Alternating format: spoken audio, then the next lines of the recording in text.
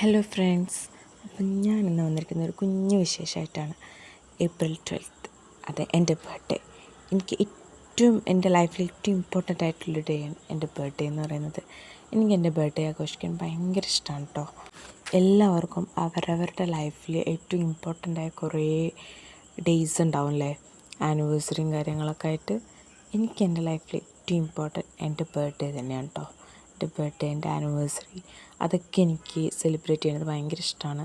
ഞാൻ ഒറ്റയ്ക്കാണെങ്കിലും അത് സെലിബ്രേറ്റ് ചെയ്യാൻ ശ്രമിക്കാറുണ്ട് കേട്ടോ.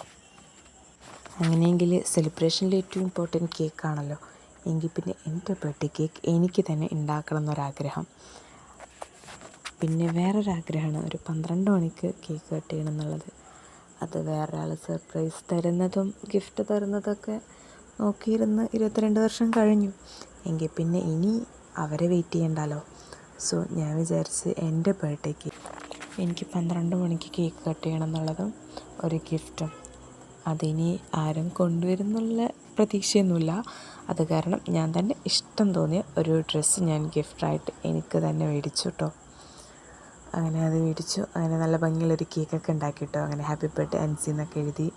പിന്നെ ഞാൻ 2 ഉണ്ടാക്കി കേട്ടോ. ഫാമിലിയൊക്കെ വരുന്നുണ്ടെന്ന് പറഞ്ഞിട്ട് അത് ഞാൻ മോർണിംഗ് മുറിക്കാമെന്ന് വെച്ച് നൈറ്റ് ഒരു കേക്ക് മുറിക്കാമെന്ന് വിചാരിച്ച്. പിന്നെ എൻ്റെ ബ്രദർ കൂടെ ഉണ്ടായിരുന്നു. അവൻ എനിക്ക് എല്ലാത്തിനും സപ്പോർട്ടാണ്.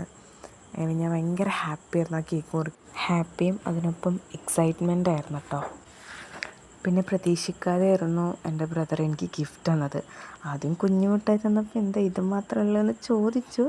ബട്ട് പിന്നെ എനിക്ക് ഏറ്റവും ഇഷ്ടമുള്ള ഗിഫ്റ്റും കൂടി തന്നത് ഭയങ്കര ഹാപ്പിയായി ഞാൻ.